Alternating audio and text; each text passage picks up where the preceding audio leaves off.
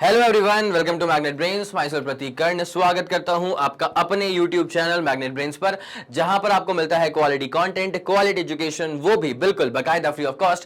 KG से लेकर के क्लास 12 तक का पूरा एजुकेशन सब आपको मिल जाएगा डिटेल्ड वीडियो फॉर्मेट में। और अगर आप हिंदी मीडियम के स्टूडेंट हैं तो आप जानते हैं क्या करना है आपको। मैग्नेट ब्रेन्स का हिंदी मीडियम चैनल भी है, जा करके सब्सक्राइब कर लेना, याद से नोटिफिकेशंस को ऑन कर लेना। तो उससे होगा क्या ना कि जब भी हिंदी मीडियम के चैनल पे कोई वीडियो अपलोड होता है इतनी ही कंसिस्टेंसी के साथ, चाहे वो रिकॉर्डिंग हो चाहे कोई लाइव क्लास हो, जैसे वो चैनल पे अपलोड होगा उसके नोटिफिकेशन सबसे पहले आप तक पहुंच जाएंगे और आप किसी भी कंडीशन में कुछ भी मिस आउट नहीं करेंगे। ठीक है। दूसरी खास बात कि हिंदी मीडियम के चैनल पे क्लास 6 से क्लास 12 तक का पूरा कंटेंट अवेलेबल रहेगा। कौन कौन से स्टेट बोर्ड रहेंगे सर? एमपी बोर्ड है, बिहार बोर्ड है, यूपी बोर्ड है, राजस्थान बोर्ड है और दिल्ली बोर्ड है। और अगर आपको ई नोट्स या ई बुक्स चाहिए तो इसी वीडियो के डिस्क्रिप्शन में एक लिंक होगी, जाकर के चेकआउट कर लेना, वहां से आप ई नोट्स और ई बुक्स भी अवेल कर सकते हैं। ठीक है। तो चलिए हम जरा कहानी को शुरुआत देंगे। Class 11 physics chapter 5 work energy and power का एक बहुत ही प्यारा आरामदायक टॉपिक है, आसान टॉपिक है, the concept of potential energy. क्या पढ़ना है इसके अंदर अपने को? हमको ये दरअसल जानना है कि इवेंचुअली क्या होती है पूरी पोटेंशियल एनर्जी, क्योंकि हम अब धीरे धीरे कहां बढ़ेंगे प्लेलिस्ट में, हम बढ़ेंगे मैकेनिकल एनर्जी की तरफ। ठीक है। मैकेनिकल एनर्जी पढ़ने के लिए आपको काइनेटिक एनर्जी और पोटेंशियल एनर्जी का पूरा ज्ञान होना चाहिए। अगर आप लोगों ने प्लेलिस्ट को देखा है बेहतरीन तरह से तो आपको पता होगा कि काइनेटिक एनर्जी पर बेस्ड वीडियो आ चुका है। ठीक है, देख लिया होगा उसको आप लोगों ने। अब अगर मैकेनिकल एनर्जी तक पहुंचना है तो पोटेंशियल को भी समाप्त करते हुए चलना पड़ेगा। तो इस पूरे पर्टिकुलर वीडियो का जो ऑब्जेक्टिव है वो है सिर्फ और सिर्फ पोटेंशियल एनर्जी को समझना। ठीक है। तो चलिए बिना समय लगाए आपको लेकर के आते हैं इसके बेसिक आइडिया के ऊपर कि क्या होता है इसका बेसिक आइडिया। ठीक है भाई, अभी ना कुछ लेक्चर्स में आपने बेसिक आइडिया में एक चीज देखी होगी कि मैं हमेशा बता रहा हूं, किसी भी सिस्टम पे अगर आप कुछ वर्क करते हैं, किसी भी सिस्टम पे अगर आप कुछ वर्क करते हैं तो जो भी आपने वर्क करा है वो सिस्टम के अंदर स्टोर हो जाता है उसकी एनर्जी के फॉर्म में। किस फॉर्म में?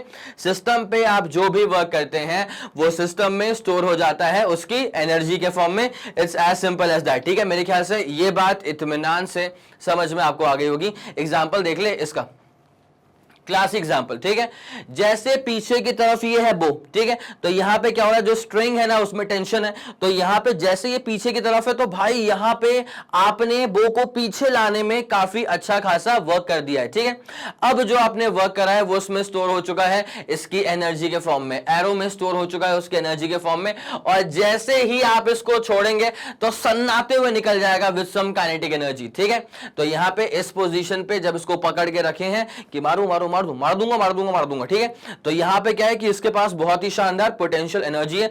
और जैसे आपने पूरा एकदम टारगेट लॉक कर दिया और फिर आपने सट से छोड़ा, एक तो कान गर्म हो जाते हैं, ऊपर से आवाज आती है सट करके। ठीक है, तो यहां पे क्या हुआ है कि जो पूरी पोटेंशियल एनर्जी थी वो इवेंचुअली किस में कन्वर्ट हो गई? सर ये कन्वर्ट हो गई है काइनेटिक एनर्जी में। क्या आपको ये वाली बात समझ में आ गई? तो पोटेंशियल एनर्जी इसमें स्टोर्ड थी, आया समझ?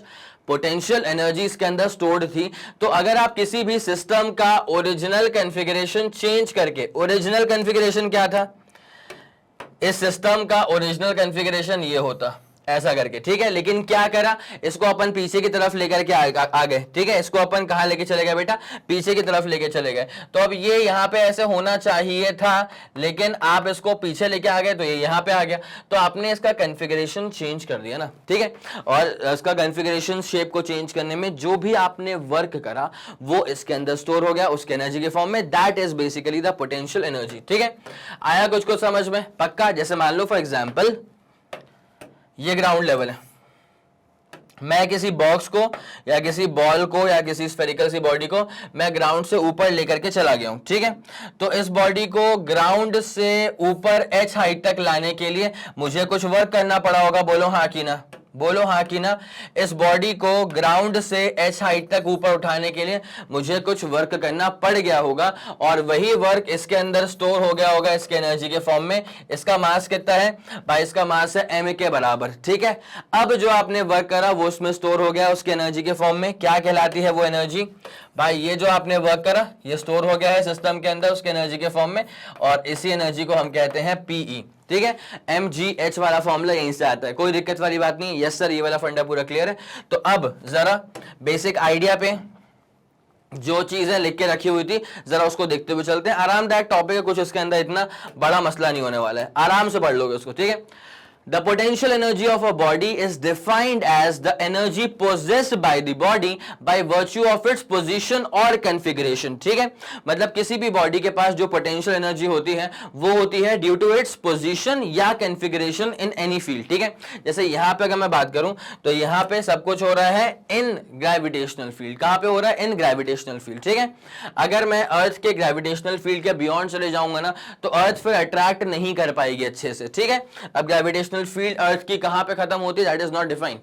तो potential energy of a body is defined as the energy possessed by the body by virtue of its position or configuration. Similarly जब हमने बात की थी काइनेटिक एनर्जी की, तो kinetic energy is the energy possessed by the body by virtue of its velocity. अगर body की velocity ज्यादा है तो बॉडी के पास काइनेटिक एनर्जी ज्यादा होगी, वो एक लाजमी सी बात थी, ठीक। चले, तो दस potential energy is the energy that can be associated with the configuration of a system that exerts force on one another, ठीक है। तो पोटेंशियल एनर्जी, अच्छा अगर मैं आपसे गैस की बात करूं ना, तो गैसेस के जो मॉलिक्यूल्स होते हैं उनके बीच में भी एक इंटरमॉलिक्यूलर फोर्स ऑफ अट्रैक्शन होता है, ठीक है। अब उस फोर्स ऑफ अट्रैक्शन के बियॉन्ड अगर दो मॉलिक्यूल जाएंगे तो जो वर्क किया वो उसमें स्टोर हो जाएगा उसकी एनर्जी के फॉर्म में। किस फॉर्म में स्टोर हो जाएगा? उसकी एनर्जी के फॉर्म में। इतनी सिंपल सी बात है। क्या आपको समझ में आ रही है? यस सर, समझ में तो आ रही है। इसको थोड़ा सा और देखा जाए, जैसे मान लो फॉर एग्जाम्पल, मान ली एक बीकर है, ठीक है। अगर मैं आपसे बात करता हूं एकदम आइडियल गैस की, अगर मैं आपसे बात करूं एकदम आइडियल गैस की, ठीक है, तो आइडियल गैस में क्या होता है ना, आइडियल गैस में एक बात मान के चलते हैं अपन कि मॉलिक्यूल्स के बीच में जो फोर्स ऑफ इंटरैक्शन है वो है ना के बराबर, ठीक है।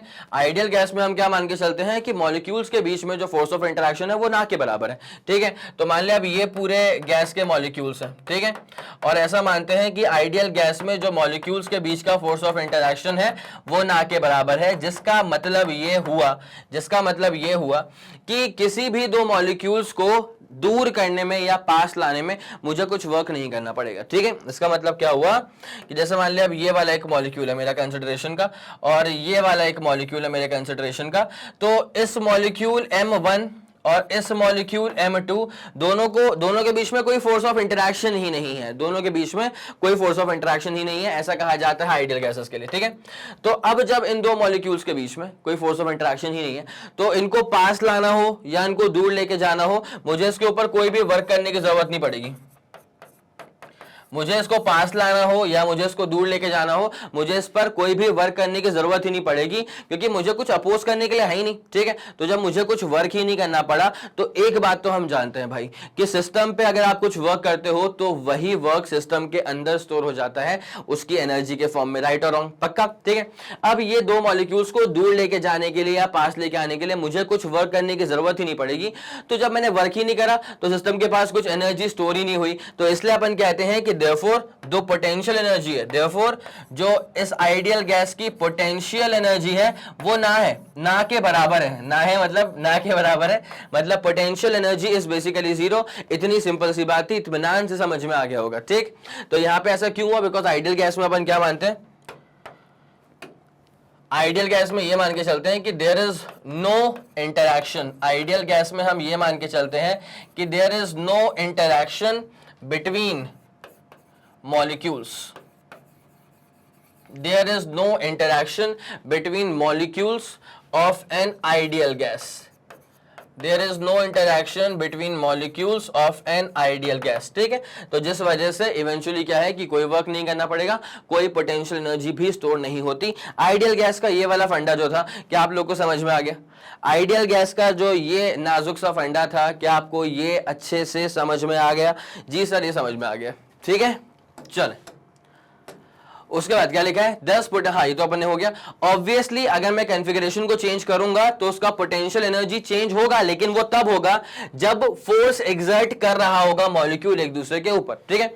अगर मॉलिक्यूल्स एक दूसरे के ऊपर फोर्स एक्सर्ट कर रहे होंगे तो जब मैं कॉन्फ़िगरेशन को चेंज कर दूंगा तो मॉलिक्यूल्स की डिस्टेंस चेंज हो जाएगी, जब मॉलिक्यूल्स की डिस्टेंस चेंज हो जाएगी तो फोर्स चेंज हो जाएगा, तो अब उनको फिर वापस से समेटने के लिए या फिर से चेंज करने के लिए अब मुझे वर्क करना पड़ेगा, ठीक है। मतलब मॉलिक्यूल्स के बीच में जितना जितना ज्यादा इंटरैक्शन है उतना ज्यादा मुझे वर्क करना पड़ेगा कॉन्फ़िगरेशन चेंज करने में, ठीक है। और अगर मॉलिक्यूल्स के बीच में इंटरैक्शन ना के बराबर है या बहुत कम है तो मुझे बहुत ही कम वर्क करना पड़ेगा कॉन्फ़िगरेशन चेंज करने में, ठीक है। मान ले इसको यहां पे लिख दूं कैसे कि अगर मॉलिक्यूल्स का इंटरैक्शन ज्यादा है, अगर मॉलिक्यूलर इंटरैक्शन ज्यादा है इसका मतलब ज्यादा वर्क करना पड़ेगा to change the configuration, work done to change the configuration ज्यादा हो जाएगा, ठीक है। जैसे मान लिया फॉर एग्जांपल मैं जैसे बात करता हूं दो चीजों की, ठीक है, दो एक्सट्रीम्स की बात करूंगा, पहले बात कर लूंगा सॉलिड्स की, ठीक है, और उसके बाद मैं बात कर लूंगा गैसेस की। अगर आप सॉलिड्स पे फोकस करेंगे तो भाई सॉलिड में जो मॉलिक्यूल्स हैं, अगर आप सॉलिड पे फोकस करेंगे तो सॉलिड के जो मॉलिक्यूल्स हैं उनका जो फोर्स ऑफ इंटरैक्शन है वो ज्यादा होता है, तो इसका जो मॉलिक्यूलर इंटरैक्शन है ऊपर लिखा हुआ है वो ज्यादा होता है। जबकि गैसेस में क्या है कि गैसेस का जो मॉलिक्यूलर इंटरैक्शन है वो कम होता है, हाँ कि ना, यह सब पूरा क्लियर है, ठीक है। तो जब मॉलिक्यूल्स में इंटरैक्शन ज्यादा होता है तो भैया वहां पे उनका कॉन्फ़िगरेशन चेंज करने के लिए ज्यादा वर्क करना पड़ेगा, वहां पे उनका कॉन्फ़िगरेशन चेंज करने के लिए work done to change the configuration वो ज्यादा करना पड़ेगा। और गैसेस में क्या है, गैसेस में क्या है कि भाई मॉलिक्यूल्स में इंटरैक्शन ही नहीं हो रहा है या कम इंटरैक्शन हो रहा है तो उसका कॉन्फ़िगरेशन चेंज करने के लिए कम वर्क करना पड़ेगा, ठीक है। तो work done to change the configuration यहां पे कम हो जाएगा। ये वाला फंडा मेरे ख्याल से सुप्रीमली क्लियर हो चुका होगा। अब तुम इसको ना वैसे भी देख सकते हो, सॉलिड्स में वैसे भी चेंजेस लाने के लिए वर्क ज्यादा ही करना पड़ता है और गैसेस में गैस कंप्रेस करना है, ठीक है, तो गैस को कंप्रेस करने के लिए भाई कम ही वर्क करना पड़ेगा ना। तेरे को आया समझ की नहीं आया, आया समझ की नहीं आया, ये इसका बेसिक फंडा था। तो भाई सॉलिड्स में इंटरैक्शन ज्यादा तो वर्क डन ज्यादा, गैसेस में इंटरैक्शन कम, किसका इंटरैक्शन, मॉलिक्यूल्स का इंटरैक्शन कम, ठीक है, तो वर्क डन कम। सर वर्क के पीछे क्यों पड़े हो, बिकॉज सिस्टम पे आप जो वर्क करते हैं वही तो उसमें स्टोर होता है उसके एनर्जी के फॉर्म में। आइडियल गैस में मॉलिक्यूल्स का इंटरैक्शन ना के बराबर, तुझे कोई वर्क करने की जरूरत नहीं है, अगर वर्क ही नहीं करना पड़ा तो पोटेंशियल एनर्जी भी डेवलप नहीं हुई। ये वाला फंडा आगे समझ। मैं चाहूंगा कि आप इसका स्क्रीनशॉट ले पहले, मैं चाहूंगा आप इसका स्क्रीनशॉट ले पहले, जल्दी 3 2 1 ready go. Super clear and super done, yes sir clear है। उसके बाद तो अगर कॉन्फ़िगरेशन को मैं चेंज करूंगा, अगर मॉलिक्यूल्स के बीच में फोर्सेस काम कर रहे थे तब तो भाई फिर अगर तुम कॉन्फ़िगरेशन को चेंज करोगे तुम्हें वर्क करना पड़ेगा, ठीक है। तो भाई जो वर्क करोगे वो उसमें स्टोर हो जाएगा उसकी पोटेंशियल एनर्जी के फॉर्म में। ज्यादा वर्क करना पड़ा तो पोटेंशियल एनर्जी में ज्यादा चेंज आएगा। ये नाजुक सी बात यहां पे लिख के रखी थी, ठीक है। Whenever some work is done on the system then it gets stored inside the system in the form of its energy, ठीक है। तो यहां पे जो बेसिक आइडिया के तौर पे आपके सामने बुलेट पॉइंट्स प्रस्तुत किए गए हैं, मेरे ख्याल से आपको समझ में आ गया होगा। जल्दी से इसका स्क्रीनशॉट ले लो फिर अपन स्लाइड में आगे बढ़ते हैं। चले फिर, बहुत बढ़िया, कोई दिक्कत वाली बात नहीं थी। तो मेरे ख्याल से ये फंडा आपके दिमाग में सुप्रीम तरह से क्लियर हो चुका था। अब जरा यहां से आगे बढ़ते हैं। तो भाई पोटेंशियल एनर्जी पढ़ना है तो एक ही बेसिक आइडिया आपके दिमाग में बैठ जाना चाहिए। वो क्या होता है कि सिस्टम पे अगर आप कुछ वर्क करते हैं तो वही वर्क सिस्टम के अंदर स्टोर हो जाता है उसकी एनर्जी के फॉर्म में। किस फॉर्म में स्टोर हो जाता है, उसकी एनर्जी के फॉर्म में स्टोर हो जाता है। अगर आपने ऐसा वर्क करा जिस वर्क की वजह से बॉडी मोशन में आ गई, ठीक है, तो आपका जो वर्क किया गया था वो बॉडी के अंदर स्टोर हो गया है काइनेटिक एनर्जी के फॉर्म में। या फिर अगर आपने ऐसा कुछ वर्क करा है कि बॉडी का पोजीशन आपने चेंज कर दिया है, अगर आपने वर्क करा और बॉडी का पोजीशन चेंज हो गया तो आप कहते हैं कि नाउ बॉडी के पास जो वर्क डन आपने करा ना वो बॉडी में स्टोर हो गया है उसकी पोटेंशियल एनर्जी के फॉर्म में। दो बहुत ही क्लासिक एग्जांपल बताता हूं। जैसे यहां देखिए, अगर इस बॉल को अपन उठा करके ले गए अप टू हाइट h, ठीक, तो वैसे अगर आप किसी बॉडी को हाइट h तक लेकर के जा रहे हो तो ग्राउंड से ऊपर उठा रहे हो। अब ग्राउंड जो है, अर्थ का जो ग्राउंड है, वो बेसिकली हर बॉडी के ऊपर एक फोर्स ऑफ अट्रैक्शन अप्लाई करता है and that force of attraction is basically called as gravity, ठीक है। अगर अर्थ और किसी दूसरे बॉडी के बीच का फोर्स ऑफ अट्रैक्शन है तो वो ग्रेविटी है, लेकिन जमाने भर में किसी भी दो बॉडीज के बीच का अट्रैक्शन है तो वो ग्रेविटेशन है। क्या है, ग्रेविटेशन है। तो आप इस लिहाज से ये कह सकते हैं कि gravity is a kind of gravitation only, ठीक है। Okay sir, done. अब देख क्या हुआ है, इस बॉडी को अपन h हाइट तक लेकर के चले गए, तो भाई इसको ग्रेविटेशनल फील्ड के अगेंस्ट उठाने में मैंने कुछ वर्क तो करा होगा, तो जो मैंने वर्क करा वो उसमें स्टोर हो गया उसकी पोटेंशियल एनर्जी के फॉर्म में। अब उसके बाद जैसे मैंने इस बॉल को ड्रॉप करा, जैसे ही हमने इस बॉल को ड्रॉप करा, तो ड्रॉप करने के बाद बॉल जो है ना वो नीचे की तरफ मूव करने लगी विद सम वेलोसिटी भी, है ना। अब जरा गौर करिएगा, अगर बॉडी मूव करने के दौरान उसके पास कुछ अगर वेलोसिटी आ गई है v, इसका मतलब क्या है कि अब बॉडी के पास जो एनर्जी है वो दरअसल काइनेटिक एनर्जी है। इतनी आरामदायक इत्मीनान से समझ में आने वाली बात है, कोई दिक्कत नहीं है सर, ओके सर, ठीक है। तो अब यहां पे क्या लिखा है, if a body is taken up to a height h, अगर हम किसी बॉडी को h हाइट तक लेके चले जाएंगे अगेंस्ट द ग्रेविटेशनल फील्ड। सही बात है भाई, ग्रेविटेशनल फील्ड को सपोर्ट थोड़ी करी तुम्हें, ग्रेविटेशनल फील्ड को सपोर्ट थोड़ी कर रही है, तुम ग्रेविटेशनल फील्ड के अगेंस्ट काम कर रहे हो, ठीक है। तो आपको ऑब्वियसली वर्क करना पड़ेगा। तो then the change in the configuration, ये जो कॉन्फ़िगरेशन में चेंज आया है वो सजेस्ट करता है कि भैया कुछ वर्क तो हो चुका है, suggest that some work is done on the object, कुछ वर्क तो हो चुका है ऑब्जेक्ट के ऊपर, और ये जो वर्क करा गया है ये बॉडी के अंदर स्टोर हो जाएगा उसकी पोटेंशियल एनर्जी के फॉर्म में, ठीक है। एंड दिस वर्क, ये जो वर्क किया गया है वो स्टोर हो गया है बॉडी के अंदर इन the form of it's potential energy, ठीक है सर, बढ़िया, इतनी सिंपल सी बात थी। अब ये देखना कितना, तो यहां पे the concept of potential energy के अंदर मैं अब इसका डेरिवेशन भी परफॉर्म कर देता हूं ताकि आपको आराम से समझ में आ जाए, ठीक है। तो पहले अपन बनाते हैं क्या, चल ग्राउंड लेवल बना दिया, ये मैंने बना दिया है ग्राउंड लेवल, बोलो हाँ कि ना, यस सर, क्लियर है, ठीक है। तो ये हमने बना दिया है ग्राउंड लेवल, ये हमने क्या बना दिया है सर, ये हमने बना दिया है ग्राउंड लेवल। अब now just go with the flow, जैसे आप किसी बॉडी को ऊपर की तरफ लेके जाएंगे, यस सर बिल्कुल, तो जैसे आप इस बॉडी को ऐसे h हाइट तक लेकर के चले गए तो एब्सोल्युटली आपने वर्क करा है, हाँ कि ना। यहां पे आप बॉडी को कितने हाइट तक लेके चले गए सर, यहां पे आप बॉडी को लेके चले गए हैं टोटल h हाइट तक, तो h हाइट तक लेके जाने के लिए आपने एब्सोल्युटली कितना वर्क करा है। अब जरा गौर करते हुए चलना, वर्क का बेसिक फॉर्मूला क्या होता है सर, फोर्स इनटू डिस्प्लेसमेंट, ठीक है, इनटू कॉस थीटा भी होता है। तो यहाँ पे अप्लाइड फोर्स और डिस्प्लेसमेंट दोनों सेम डायरेक्शन में है, तो थीटा की वैल्यू हो जाएगी 0, कॉस 0 की वैल्यू होती है 1, ठीक है। तो जो आपने वर्क करा है वही सिस्टम के अंदर स्टोर हो जाएगा पोटेंशियल एनर्जी के फॉर्म में। पोटेंशियल एनर्जी को कभी कभी ना यू से भी रिप्रेजेंट किया जाता है, तो ध्यान रखना कि हाँ यू का मतलब भी क्या होता है, पोटेंशियल एनर्जी। तो भाई अब देख वर्क कितना है, तो वर्क होता है सर फोर्स इनटू डिस्प्लेसमेंट, बोलो हाँ कि ना, यस सर, वर्क होता है फोर्स इनटू डिस्प्लेसमेंट। भाई फोर्स कितना अप्लाई करना पड़ेगा, देखते हुए चल, बॉडी का मास था m के बराबर, है ना। अब बॉडी को अर्थ खींचे जा रही है with a force of mg, जी हाँ सर, mg तो वेट होता है। तो बेटा वेट दरअसल वो फोर्स होता है जिस फोर्स के साथ अर्थ किसी बॉडी को नीचे की तरफ खींचती है। ये वाली बात दिमाग में क्लियर हो गई है क्या, कि किसी बॉडी का वेट अगर तुम निकाल रहे हो ना, तो वेट दरअसल वो फोर्स है, वेट दरअसल वो फोर्स है जिस फोर्स के साथ अर्थ किसी भी बॉडी को नीचे की तरफ खींचती है, ठीक है।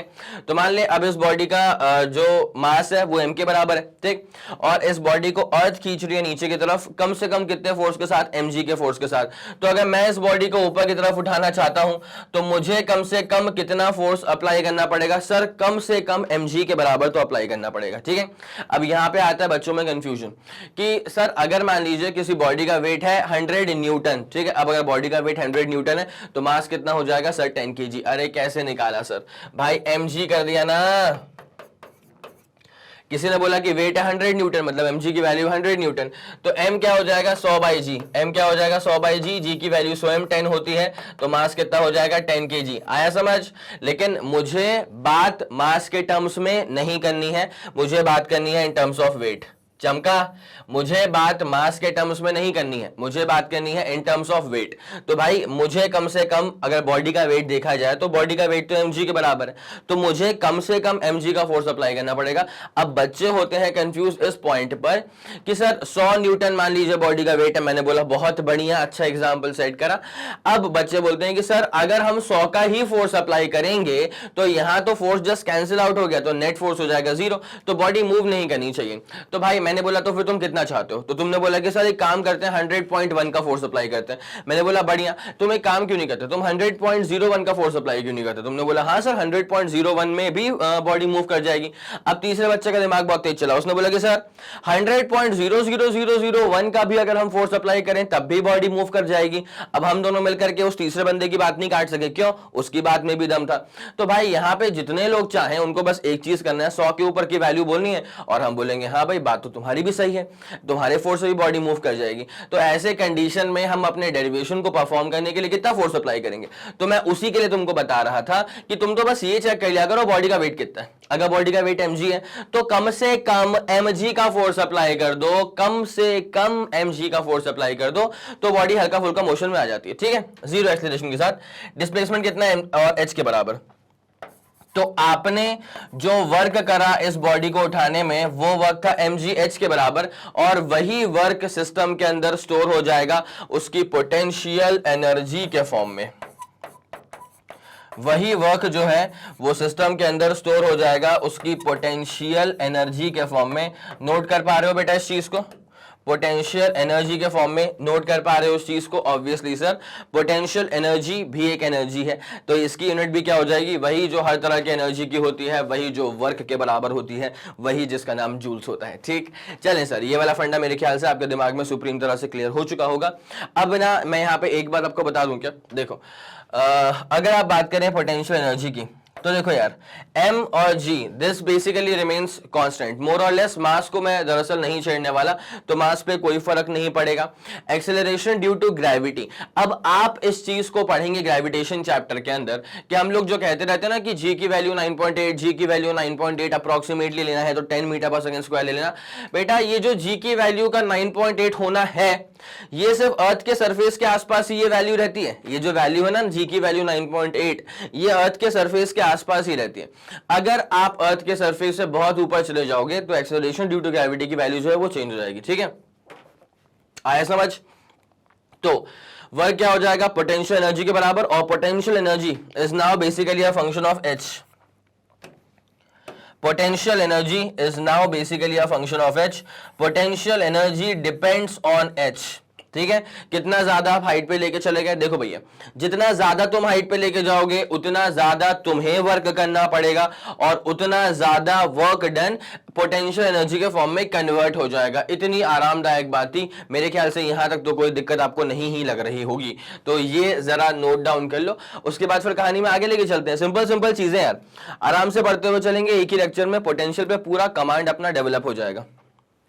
सही है, बढ़िया, कोई दिक्कत तो नहीं है? यस सर, क्लियर है? तो चले, तो ये था अपने पास पोटेंशियल एनर्जी। अब यहाँ पे कुछ बेसिक थ्योरी, या देखो क्या होता है ना, मैंने वही कहा हमेशा कि पहले तो परसेप्शन सेट करो, उसके बाद डेरिवेशन पे जाओ, उसके बाद न्यूमेरिकल्स पे जाओ।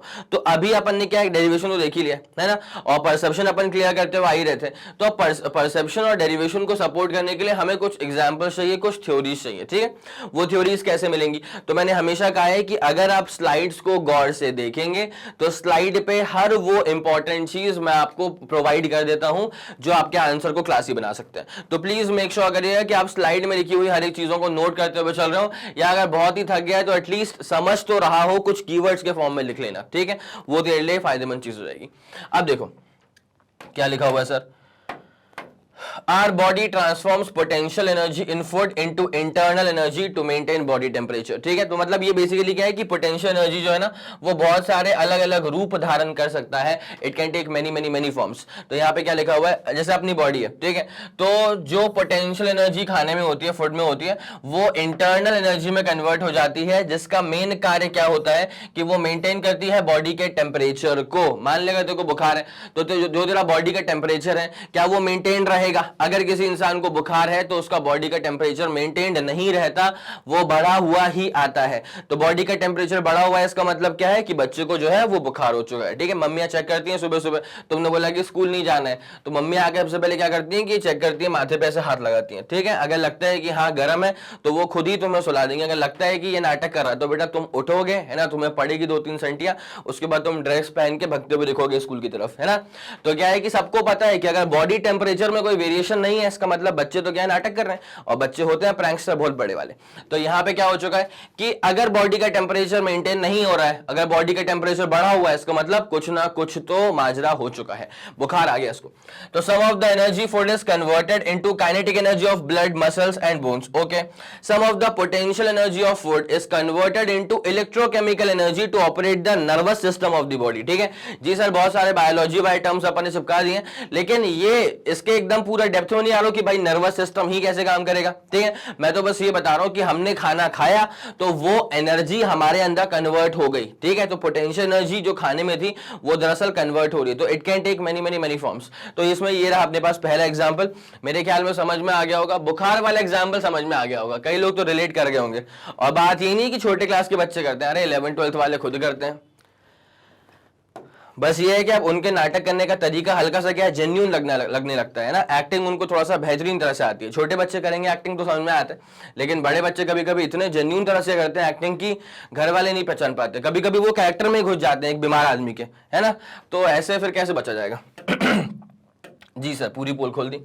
तो batteries also contain potential energy by separating charges that are attracted towards each other. भाई ये जो बैटरी है ये भी दरअसल क्या करती है, एक पोटेंशियल एनर्जी क्रिएट करती है। कैसे? Bye separating charges from each other. Charges को सेपरेट करके एक पोटेंशियल एनर्जी डेवलप होती है। और जैसे आपने क्लोज पाथ दे दिया, जैसे आपने क्लोज पाथ दे दिया तो भाई झमाझम करंट निकलता है। और इसको तुम ऐसे इमेजिन कर सकते हो एज इफ मान ले बारिश का मौसम है ना, और डैम्स एक बहुत ही बड़ा तुम्हारे सिटी में एक डैम है, ठीक है। अब डैम के क्या सारे गेट्स बंद करके रखे। अब तुमको पता है कि डैम के पीछे का जो पूरा रिजर्वोयर है उसमें पानी भर गया है, एकदम लबालब लबालब लबालब बारिश हो जा रही तो पानी भरे जा रहा भरे जा रहा भरे जा रहा है। वहां क्रिएट हो रहा है पोटेंशियल।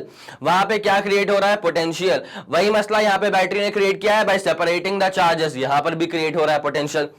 एक बार अगर गेट खुल गए तो जो नजारा होता है भाई, ठीक है, एक बार जो गेट खुल गए तो जो नजारा होता है, पानी जिस स्पीड से निकलता है उसका तो क्या ही कहना, है ना। अब क्या होता है ना, ऐसे मुझे पर्टिकुलरली क्या है, हाइट से बहुत डर लगता है। मुझे पर्टिकुलरली हाइट से बहुत डर लगता है। जितना ऊपर भाई मैं ऐसे करके देखता हूं और एक पैर पीछे रखता हूं, मेरे को लगता है अट्रैक्शन हो रहा है। It is basically attraction, gravitation, ठीक है। पर मेरे माइंड को लगता है कि ज्यादा अट्रैक्शन हो रहा है, लग रहा है कि धरती मुझे बुला रही है। मेरे को ऐसा होता है हाइट से, और काफी लोग को ऐसा होता होगा। तो भाई अगर अपन कभी गए किसी मॉल में और 7वें फ्लोर पे, अब -3 में तुम्हारी पार्किंग है, 14वें फ्लोर पे तुम्हारा सिनेमा हाउस है, अपन वहां पे गए हैं, जैसे मान लो अपन देख रहे हो, अरे भाई कितने कितने से लोग दिख रहे हैं, और वहां से होता है अट्रैक्शन, पीछे आ जाओ। सबसे सही चीज है भाई जिनको ये चीज फिगर आउट हो गई है, क्योंकि तुम्हारी पोटेंशियल एनर्जी बहुत ज्यादा है। अगर तुमने गलती से भी उसे कन्वर्ट करवा दिया काइनेटिक एनर्जी में, भाई पूरी बॉडी पार्ट्स अलग अलग मिल देंगे, ठीक है। समझ रहे हो इस बात को। तो भाई हाइट से एडवेंचर तो करना ही नहीं, ऐसा वाला एडवेंचर हमको करना ही नहीं है। तो अब यहां पे क्या हो रहा है कि भाई डैम के पीछे क्या बहुत सारा पानी इकट्ठा हो चुका है, हैवी पोटेंशियल हैवी पोटेंशियल। अब पता है क्या होगा, जब डैम के गेट्स खोलते हैं ना तो वो नजारा होता है, पानी जिस फ्लो से निकलता है, जिस रफ्तार से निकलता है, भाई कुछ अगर तुम फेंक दोगे ना वो सीधे नरक में ही मिलेगा, ऐसा है। तो भाई इतना भयंकर पानी, वो क्या हुआ कि बहुत सारा पोटेंशियल डेवलप हो चुका था, बस उसको पाथ दिया गया और सारा का सारा काइनेटिक एनर्जी में कन्वर्ट हो गया, है ना। तो it is not the potential energy which kills you, it is the kinetic energy which kills you. आया समझ? It is not the potential energy which kills you, it is the kinetic energy which is going to kill you. ये वाली बात समझ में आ गई होगी, हालांकि मैंने ये किसी मीम में देखा था। चले तो ये वाला फंडा भी क्लियर हो गया। यहां पर भी क्या है, बहुत सारा पोटेंशियल डेवलप हुआ। क्या डेवलप हुआ सर? पोटेंशियल डेवलप हुआ। और वो किसमें कन्वर्ट हो गया सर? वो कन्वर्ट हो चुका है किसमें? यहां पे तो इलेक्ट्रिकल एनर्जी में कन्वर्ट हो चुका है। किसमें कन्वर्ट हो चुका है सर? इलेक्ट्रिकल एनर्जी में। अब तुम बोलोगे सर ये जो इलेक्ट्रॉन्स मूव करते हैं इनकी जो वेलोसिटी होती है इसे भी कुछ कहा जाता है? यस कहा जाता है। आप ये क्लास 12th में पढ़ेंगे। दो नाम होते हैं, एक होता है रैंडम थर्मल वेलोसिटी। जब बैटरी नहीं अप्लाई करी है तब जो इलेक्ट्रॉन्स की हल्की फुल्की वेलोसिटी होगी एकदम नाजुक सी, उसे कहा जाएगा रैंडम थर्मल वेलोसिटी। और जब बैटरी अप्लाई कर दी है तो बैटरी अप्लाई करने के बाद जो इलेक्ट्रॉन्स के पास में वेलोसिटी पाई जाती है that is called as the drift velocity. इतनी सी बात समझ में आ गई? यस सर, पूर्णतः समझ में आ गई। ठीक है, तो ये वाला फंडा क्लियर हो गया। दूसरा क्या है?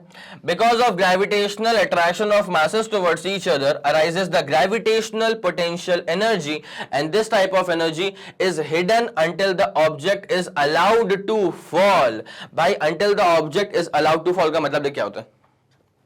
इसको मैं छोड़ूंगा नहीं वैसे, ठीक है। तो क्या है कि भाई ये अपने पास एक महंगा सा स्टाइलस है ना, इसको अपन यहां से लेकर के यहां तक लेकर के आ गए, तो इसके पास बहुत ही शानदार amount of gravitational potential energy develop हो चुकी है।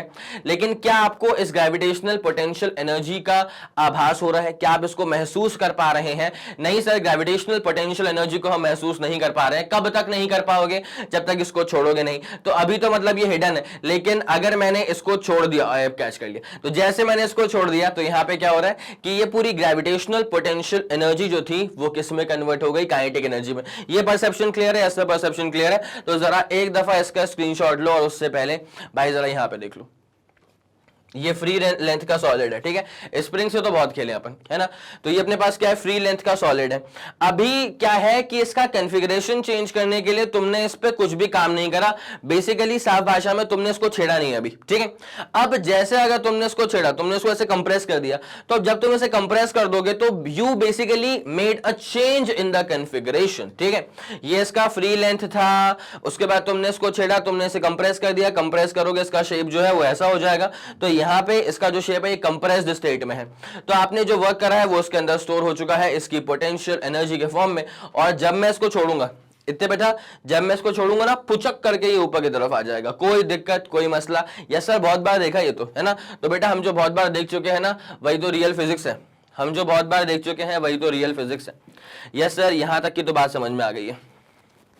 एक बात तेको बताऊं, क्लास 11th की physics, to be very honest, to be very very very honest, class 11th की फिजिक्स ऐसी फिजिक्स होती है भाई जहां पे ना आपको बहुत सारे एग्जांपल रियल लाइफ वाले दिख जाते हैं, बहुत सारे एग्जांपल रियल लाइफ वाले दिख जाते हैं। लेकिन क्लास 12th में आके ना एग्जांपल्स तो रियल लाइफ के ही रहेंगे, लेकिन उसको इमेजिन करने में थोड़ा सा क्या है कि पसीने छूट जाते हैं, क्योंकि वहां पे आपको बेसिकली इमेजिन करना पड़ता है फील्ड्स को। वहां पे आपको इमेजिन करना पड़ता है कि लाइट निकल रही है, लेकिन हम उसको नॉर्मल लाइट लेके नहीं चलते हैं, हम उसको रे ऑफ लाइट लेके चलेंगे, तब हम उसको इमेजिन कर पाते हैं। तो वहां का इमेजिनेशन थोड़ा सा अलग होता है, इसीलिए अच्छी बात है 11th में ऐसा कंटेंट होता है। तो क्या है कि बच्चे का दिमाग जो है ना वो हल्का सा खुल जाता है, अनलॉक हो जाता है क्रिएटिव साइड, ठीक है, हल्का सा अनलॉक हो जाता है क्रिएटिव साइड, इमेजिनेटिव साइड। और एक बार इमेजिनेशन शुरू कर दिया ना, तो अब एक साल तुम करोगे इतनी शानदार चीजें इमेजिन, ठीक है। फिर 12th में आके तुमको अपना इमेजिनेशन का पोटेंशियल और अनलॉक करना पड़ेगा, बिकॉज वहां तो आप फील्ड को इमेजिन करोगे, लाइट को इमेजिन करोगे, चार्जेस को इमेजिन करोगे, इलेक्ट्रॉन को मूव करते हुए इमेजिन करोगे, नॉर्थ पोल की फील्ड इमेजिन करोगे, इस तरह की चीजें आप इमेजिन करने वाले हैं, ठीक है। तो बस ये समझते हुए चलना कि इमेजिनेशन यहां पर भी है, 12th में भी है। इसका स्क्रीनशॉट तो हो चुका था। उसके बाद potential energy can be stored in objects by compressing them, stretching them, bending them और twisting them in shape, ठीक है। बिल्कुल सही बात है भाई, आपने स्ट्रेच करा इसके पास स्टोर हो गई है पोटेंशियल एनर्जी, आपने कंप्रेस करा इसके पास स्टोर हो गई है पोटेंशियल एनर्जी। मान ले अपने पास एक रॉड है, उसको अगर अपन ने हल्का सा बेंड करा, है ना, तो हल्का सा मतलब बहुत ही माइन्यूट बेंडिंग आई है, आप उसको छोड़ो तो क्या वो टूट जाएगा? क्या नहीं सर, वो अपने शेप को वापस से रीगेन कर लेगा। अब एक लिमिट के बियॉन्ड अगर आपने इसको अगर कॉन्फ़िगरेशन में चेंज ला दिया तो फिर वो अपने आप को रीगेन नहीं कर पाता। तो कितना रीगेन कर पाएगा, कितना रीगेन नहीं कर पाएगा, दैट डिपेंड्स ऑन इलास्टिसिटी। और इलास्टिसिटी हम कहां पढ़ते हैं? एक चैप्टर आएगा mechanical properties of solids, just keep yourself updated in the playlist, वहां पे आपको बहुत ही जबरदस्त तरह से पढ़ा दिया जाएगा कि क्या होती है इलास्टिसिटी, प्रॉपर इमेजिनेशन के साथ, तो बेफिक्र रहना, ठीक। तो दिस इज कॉल्ड इलास्टिक। अच्छा, यहां पे क्या होता है ना कि अगर जैसे यहां पर जो एनर्जी स्टोर हो रही है, this is basically called as the elastic potential energy. It can be converted into other form of energy by allowing the object to regain its original configuration. अगर आपने ऑब्जेक्ट को ना छोड़ दिया कि हाँ भैया तुम्हारे साथ क्या है, गलत हुआ है, अब तुम्हें अगर बदला लेना है, अपने शेप में वापस आना है, तो आके दिखा दो, लो तुमको छोड़ दिया। जब तुम छोड़ोगे ना तो अपने शेप में फट से आ जाएगा। तो बेसिकली क्या हुआ, ये जो मोशन आपको शानदार सा दिख रहा है ना, ये कन्वर्ट हो चुका है एनर्जी, कौन सी? Kinetic energy. समझ में आ गई ये वाली पूरी चीज? यस सर, समझ में आ गई। इसका स्क्रीनशॉट लिया जाए एक बार यार। यस सर, बढ़िया है, कोई दिक्कत नहीं है। चले फिर, ऐसी बात है, आगे बढ़ा जाए। उसके बाद क्या लिखा हुआ है बेटा? Gravitational potential energy, most common form of potential energy जो हम अब तक देख चुके हैं। अरे एमजीएच क्या होता है? MGH itself is the gravitational potential energy. अगर आप ग्रेविटेशनल फील्ड के अगेंस्ट जा करके कुछ वर्क कर रहे हो तो वो वर्क उसके अंदर स्टोर हो जाएगा इन the form of gravitational potential energy. इतनी आरामदायक, इत्मीनान से समझ में आने वाली बात है, ठीक। चलिए, क्या लिखा हुआ है सर? डेफिनेशन पकड़ो, डेफिनेशन। हाँ जी, तो gravitational potential energy of a body is the energy possessed by the body by virtue of its position above the surface of earth. ठीक है, ग्रेविटेशनल पोटेंशियल एनर्जी किसी बॉडी की जो होती है ना, वो दरअसल energy possessed by the body है by virtue of its position with respect to earth. अरे काइनेटिक एनर्जी क्या होती है, हम लोग पहले पढ़ चुके हैं। तो kinetic energy is the energy possessed by the body by virtue of its motion या फिर by virtue of its velocity, उसके वेलोसिटी के कारणवश आने वाली energy is called as the kinetic energy. क्या शानदार बात बोली। और अगर हाइट के कारणवश आने वाली एनर्जी है, कॉन्फ़िगरेशन में चेंज के कारणवश आने वाली एनर्जी है, that is called as the potential energy. Basically अगर अर्थ के रिस्पेक्ट में बात करें, ठीक है, अर्थ के रिस्पेक्ट में किसी बॉडी को ऊपर ले गया तो वहां पर जो पोटेंशियल एनर्जी स्टोर हुई है बॉडी के अंदर, that is gravitational potential energy. ये वाली बात समझ में आ गई है? ठीक है sir. In fact, the amount of work done in carrying the body from surface of Earth to its present position against the gravitational force of Earth is stored inside the body in the form of its gravitational potential energy। समझा चुका हूं पहले ही, है ना, समझा चुका हूं पहले ही, लेकिन कैसे कैसे क्लासी टर्म्स में तुम लिख करके आओगे वो ये रहेगा। ठीक है, अरे जैसे एक बात समझना, अपन के लिए, लड़कों के लिए यूजुअली क्या होता है, पिंक मतलब पिंक, रेड मतलब रेड। ठीक है, लेकिन ऐसा अगर आप पूछे लड़कियों से तो सिंस उनका डेटाबेस बहुत बड़ा है, उनके पास नॉलेज का डेटाबेस बहुत बड़ा है, तो उनको पता होता है कि पिंक में भी बहुत सारे होते हैं। ठीक है, फूशिया पिंक है, उसके बाद बेबी पिंक है, और भी बहुत सारी चीजें हैं। रेड भी सिर्फ रेड नहीं होता हमारे लिए, तो भाई खून वाला लाल। ठीक है, खून वाला लाल मतलब लाल, लेकिन उसमें भी क्या होता है, रेड में भी बहुत सारे शेड्स आते हैं, क्रिम्सन रेड आता है, और भी बहुत सारे शेड्स। देख एग्जांपल ये क्या आ रहा है मेरे को। ठीक है, लेकिन क्या है, अगर ऐसा ही तुमको मैं बताऊं तो अगर तुमको बोल दिया जाए कि बेटा आपने सिस्टम पे वर्क करा, वो उसमें स्टोर हो गया है उसके एनर्जी के फॉर्म में, उसे कहा जाएगा ग्रेविटेशनल पोटेंशियल एनर्जी। अब अगर तुम पे छोड़ दिया जाए कि बेटा लिख करके आओ एग्जाम में, तुम कैसे लिख के आओगे तुम्हें भी पता है ना, शुरू कहीं पे करोगे। A body stored energy, work is done, now work done stored inside the body in the form of energy called as gravitational potential energy. तो भाई ये क्या है, क्या नंबर मिलेगा? तुम ये टूटे टूटे जो शब्द जोड़ जोड़ के बना रहे हो अपना डेफिनेशन, क्या होगा इस डेफिनेशन का, कल को तुम ही हंसोगे। तो क्या होता है कि इसको क्लासी तरह से लिखना अगर है तो आपको ये सब चीजें पता होनी चाहिए। तो क्लासी तरह से लिख दिया है कि the amount of work done in carrying the body from surface of earth to its present position against the gravitational force of earth is stored inside the body in the form of its gravitational potential energy। ये होता है classy तरीका, baby pink, fuchsia pink. अब जरा ध्यान देंगे, when the body is allowed to fall from that position it can do the amount of work equal to the gravitational potential energy। अरे भैया अगर किसी बॉडी को आपने यहां से मान लो ड्रॉप कर दिया तो ये बॉडी कितना वर्क करेगी, उतना ही वर्क करेगी ना जितना इसके पास एनर्जी होगा। ये बॉडी कितना वर्क करेगी, ये बॉडी उतना ही वर्क करेगी जितना उसके पास में एनर्जी होगा। और इसके पास एनर्जी आया कहां से, अरे इसको ग्रेविटेशनल फील्ड के अगेंस्ट मूव करवा के लेके गए थे, तो इसके पास थी ग्रेविटेशनल पोटेंशियल एनर्जी, वही कन्वर्ट हो गई थी काइनेटिक एनर्जी में। तो वो एकदम प्यारी सी बात यहां पे लिख के रखे तुम्हारे लिए। चमका, 3 2 1 रेडी गो, super clear, super done, yes sir चमका। और इसलिए अपन स्लाइड्स पे लिखे हुए हर एक बुलेट पॉइंट की बहुत इज्जत करेंगे, बिकॉज यही आपका आंसर प्रेजेंटेबल बनाती है ना। आपको भी पता है अगर सीधे आपके ऊपर छोड़ दिया जाएगा तो कैसे आप डेफिनेशन एकदम टूटे हुए टुकड़ों से बनाओगे, वो अपने को पता है ना। अब जरा गौर करें, एग्जाम्पल दिया, for example gravitational potential energy of water, वही वाला example, store to great heights in dam is used to run turbines and produce hydro electric energy. ठीक है, तो यहाँ पे टर्बाइंस में पानी गिर रहा है, बहुत ही शानदार सा फिगर मैंने बना के रखा है। सर यहाँ पे कौन बैठा हुआ था, नहीं बता सकता कौन बैठा हुआ था। ठीक है, क्लियर, 3 2 1 रेडी गो, super clear, super done, yes sir. Okay, अब आते हैं क्वेश्चन पे। 2 क्वेश्चंस होंगे, उसके साथ समाप्त किया जाएगा ये लेक्चर। ठीक है, तो पहला सवाल आपको दिखा दिया गया है, मैं एक बार स्क्रीन से हट जाता हूं ताकि आप सवाल को अपने हिसाब से देख करके सॉल्व कर सकें और कमेंट सेक्शन में मुझे अपना आंसर बता सकें असली नाम के साथ। ठीक है सर, हो गया होगा।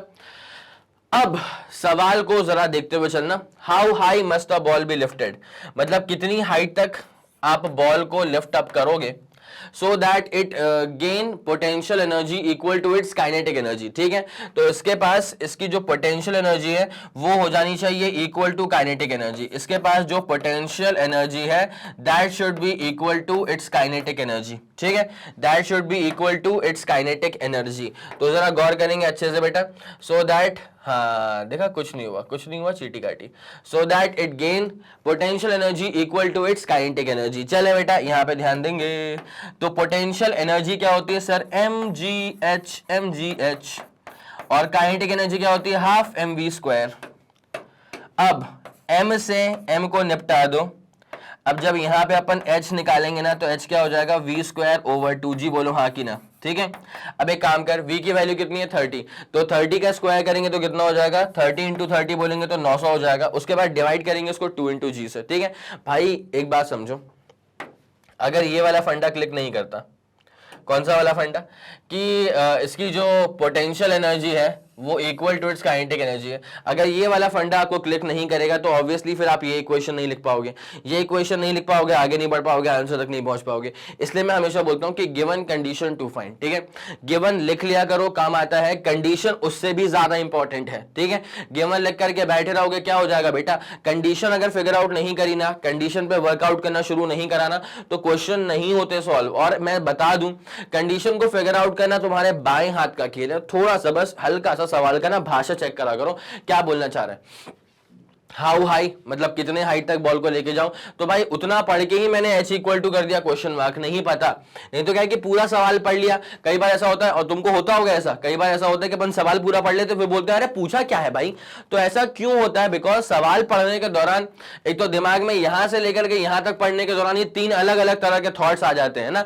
तो अब बच्चा वहां पे फोकस करे या क्वेश्चन पे फोकस करे, शाम को कहीं जाना भी है वहां फोकस करे, तो बड़ी परेशानी है ना आप लोग की लाइफ में। इसलिए बोल रहा हूं मैं कि पढ़ने के दौरान क्या है, गिवन लिख लिया करो भाई, तुम्हारे काम की चीज है, गिवन लिख लिया करो, उससे फिर अपन को कहानी आगे आसान लगती है। अब देख क्या हो गया, 2g करेंगे तो जी कितना अपने पास? 10 इंटू 2 करेंगे सर 20। बताओ यार, कुछ नहीं बचा। 90/2 कितना होता है सर? 45। 90/2 कितना होता है सर? 45 मीटर। बताइए सर, 45 मीटर की हाइट आ चुकी है। इतनी आरामदायक बात थी, जल्दी इसका स्क्रीनशॉट लीजिए। उसके बाद एक और बहुत ही प्यारे सवाल पर आपको लेकर के आता हूं। ये तो क्लियर हो गया ना बेटा? अगर समझ में आ रहा है तो भाई लाइक करते हुए चलना और लेक्चर को शेयर करते हुए चलना, ठीक? बाकियों का भी तो भला हो। चले सर, ओके डन। अब दूसरे वाले पे आ जाओ बेटा, आखिरी अंतिम सवाल। A body is dropped from a height of 20 metre and it loses its 25 energy during collision from the surface of earth। अब क्या निकालना है बाद में देखेंगे, लेकिन एक बात सोच लो पहले कि अगर मैं कभी किसी बॉडी को ड्रॉप करता हूं मान लो इस पर्टिकुलर हाइट से, तो डेली लाइफ में, प्रैक्टिकल लाइफ में अगर मैंने बॉडी को यहां से ड्रॉप करा है तो ड्रॉप करना अलग होता है और फेंकना अलग होता है। फेंकने में तो आपने एनर्जी प्रोवाइड करी है ना, तो बॉडी फिर अगर आपने बॉडी को यहां से फेंका है तो बॉडी यहां तक क्या है, इसके ऊपर रिबाउंस कर जाएगी, वो अलग मसला है। यहां पे अगर आप बॉडी को फेंक रहे हो तो फिर आप उसको सिर्फ पोटेंशियल के अलावा भी एक्स्ट्रा एनर्जी प्रोवाइड कर रहे हो। लेकिन मैं तो बात कर रहा हूं ड्रॉप करने वाले केस की। सर ड्रॉप करने वाले केस में क्या होता है कि भाई इसके पास इस वाले हाइट पे कौन सी एनर्जी है सर? इसके पास है पोटेंशियल एनर्जी। तुम देख रहे हो बेटा बॉडी यहीं पर है, मैं मूव कर रहा हूं, तो इस वाले पॉइंट पे क्या है, बॉडी के पास थी पोटेंशियल एनर्जी, इसको अपन ने ड्रॉप करा, तो बस वही पोटेंशियल एनर्जी ही काइनेटिक में कन्वर्ट होगी। अब उसी के बाद फिर बॉडी रिबाउंस करेगी ना। लेकिन हुआ क्या है कि जैसे अपन ड्रॉप करते हैं बॉडी को, तो बॉडी क्या सेम हाइट तक रिबाउंस कर पाती है? नहीं भाई, क्रेजी बॉल भी होगी ना तभी वो सेम हाइट तक रिबाउंस नहीं कर पाती। ठीक है, तो होता क्या है भाई, वो थोड़े से कम हाइट तक रिबाउंस करती है। क्यों? बिकॉज जब अर्थ के साथ इस बॉल का कोलिजन हुआ तो कोलिजन के दौरान कुछ परसेंटेज ऑफ एनर्जी जो है ना वो लूज आउट हो जाती है। ठीक है, तो कुछ percentage of energy lose out हो गई, अब जो एनर्जी बची उसके साथ फिर वो रिबाउंस करता है। इतनी आरामदायक सी बात थी, क्या आपको समझ में आ गई? यस सर समझ में आ गई। अब जरा गौर करेंगे, देखो, a body is dropped from a height of 20 metre. ठीक है सर, 20 मीटर की हाइट से आपने किसी बॉडी को ड्रॉप करा होगा, ये अपन ने बना दी है चलो ग्राउंड लेवल। और जिन्होंने सॉल्व करना शुरू कर दिया होगा, बहुत ही उम्दा बात है बेटा, मुझे आंसर प्लीज देते हुए चलना, ठीक है? लेकिन बाकियों को तो मैं पूरा एक्सप्लेन करके चलूंगा ना यार। तो अब देख क्या हुआ कि किसी बॉडी को अपन ने ड्रॉप करा है और ड्रॉप करा है 20 मीटर की हाइट से। तो जब 20 मीटर की हाइट से अपन ड्रॉप करेंगे ना बॉडी को, तो बॉडी आ जाएगी चल नीचे, बॉडी आ जाएगी चल कहां पे, नीचे की तरफ आ जाएगी। अब इसके पास जो हाइट था, this was height initial, this was height initial, और इनिशियल हाइट वाज 20 मीटर। लेकिन जैसे कोलिजन हुआ अर्थ के साथ तो 25% एनर्जी जो है वो लूज आउट हो गई। जैसे कोलिजन हुआ अर्थ के साथ तो 25% की जो एनर्जी है वो लूज आउट हो गई। तो भैया 25% की एनर्जी लूज आउट हो गई तो बची कितनी सर? 25% लूज आउट होने के बाद बचती कितनी है सर? 75%। ठीक है, so this is the H initial which is equal to 20 metre. अब जब यहां से रिबाउंस करेगी बॉल, तो रिबाउंस करके बॉल कहां तक पहुंच जाएगी, मान ले रिबाउंस करके बॉल पहुंच रही है यहां तक, ठीक है, रिबाउंस करके बॉल पहुंच रही है यहां तक, तो ये रिबाउंसिंग हाइट बॉडी की कितनी है, रिबाउंसिंग हाइट अपन लेते हैं बॉडी की कितनी, एच फाइनल तक। ये जो हाइट है बॉडी की रिबाउंसिंग, वो अपन लेते हैं कितनी सर, एच फाइनल। तो आपको बस ये निकालना है कितनी वैल्यू होगी एच फाइनल की। तो भाई एक बात सुनना, पोटेंशियल एनर्जी का 25% तो लूज आउट हो गया, तो बचा कितना 75%। तो हाइट फाइनल, या ऐसा करो उसको कि potential energy final is equal to 25% का लॉस, तो 75% बचा। तो 75 पर का मतलब डिवाइड, सेंट का मतलब सेंचुरी, परसेंट ऑफ का मतलब मल्टीप्लाई। भाई 25% का लूज हो गया, लॉस हो गया, तो कितना बचेगा 75%। तो 75% ऑफ पोटेंशियल एनर्जी इनिशियल। भाई ये वाला फंडा पल्ले पड़ गया होगा पक्का। भाई 25% का लॉस हुआ तो कितना बचा सर, 75% बचा। तो वही तो लिखूंगा मैं भाई, पोटेंशियल एनर्जी फाइनल क्या होता है, एम जी हाइट फाइनल, और इसके बाद भाई इसको 25 से डिवाइड मारो ना यार, तो यहाँ पे कितना हो जाएगा 3/4, 3/4। ये कितना हो जाएगा एम जी हाइट इनिशियल, ठीक है, एम से एम कट गया, जी से जी कट गया, तो height final is 3/4 times height initial. ये वाली बात भी सही है यार। तो height final is equal to 3/4 times what is the initial height है, what is the initial height. तो सर इनिशियल हाइट अपने पास है 20 मीटर के बराबर, कोई दिक्कत नहीं है सर, इनिशियल हाइट है अपने पास 20 मीटर के बराबर। तो अपन एक काम करेंगे, 4 को 5 से मल्टीप्लाई करेंगे तो 20 पहुंच जाएगा, ठीक है। अब 3 इंटू 5 करेंगे तो हो जाएगा कितना 15, 3 इंटू 5 करेंगे तो कितना हो जाएगा 15। तो फाइनल हाइट जितने हाइट तक वो रिबाउंस करेगा वो हो जाएगा 15 मीटर। फाइनल हाइट जितने हाइट तक वो रिबाउंस करेगा वो हो जाएगा 15 मीटर। इतनी आरामदायक बात है, बताइए ये वाला फंडा पूरा क्लियर हो गया क्या, इतनी आरामदायक बात है, बताएं ये वाला फंडा क्लियर हो गया क्या। यस सर क्लियर हो गया, चले ओके सर। चलो इसी के साथ the concept of potential energy का लेक्चर होता हुआ खत्म, समाप्त हो गया। उम्मीद करूंगा कि आपको हर एक बात बेहतरीन तरह से समझ में आ गई होगी। अगर आपको लगा कि इस वीडियो को देख करके आपके कॉन्सेप्ट्स क्लियर हो गए हैं, कोई डाउट नहीं बचा, थोड़ा सा आप इमेजिन कर पाए चीजों को, है ना, क्रिएटिव पोटेंशियल आपने अगर अनलॉक करा, अपना इमेजिनेटिव पोटेंशियल अगर आपने अनलॉक करा, तो मतलब वीडियो ने आपकी हेल्प करी है। और अगर इस वीडियो ने आपकी हेल्प करी है तो बनता यह है कि आप जरा इस वीडियो के ऊपर प्यार बरसाएं, इस वीडियो को लाइक करें, और सबसे इंपॉर्टेंट बात, इस वीडियो को शेयर करें, पूरी खबर फैला दो, पूरा वीडियो फैला दो अपने पूरे मित्र मंडल में, और सबको बता देना कि मैग्नेट ब्रेन्स के चैनल पे प्लेलिस्ट वो चेक करते रहें, क्योंकि बहुत शानदार चीजें ऐड हो चुकी हैं और बहुत ही जबरदस्त चीजें आप तक और भी जल्द से जल्द पहुंचने वाली हैं, ठीक है। अगर आपका कोई भी फीडबैक है या सजेशन है, तारीफ है या बुराइयां हैं या जो कुछ भी है, तो बड़े ही प्यार भरे शब्दों में आप अपनी सारी बातें मुझ तक पहुंचा सकते हैं यूजिंग द कमेंट सेक्शन, ठीक है। इसी के साथ खत्म करते हैं इस पूरे लेक्चर को। और जैसे कि आप सब जानते हैं कि मैग्नेट ब्रेन्स जो प्रोवाइड करता है वो है English medium as well as Hindi medium वाली classes with entire full complete syllabus coverage, CBSE board, Delhi board, Bihar board, UP board, MP board, Rajasthan board, और वैदिक मैथ्स क्रैश कोर्स और स्पोकन इंग्लिश। इसके अलावा अगर आपको कोई भी इंफॉर्मेशन चाहिए तो आप मैग्नेट ब्रेन्स के ऑफिशियल वेबसाइट पर विजिट कर सकते हैं। Thank you so much.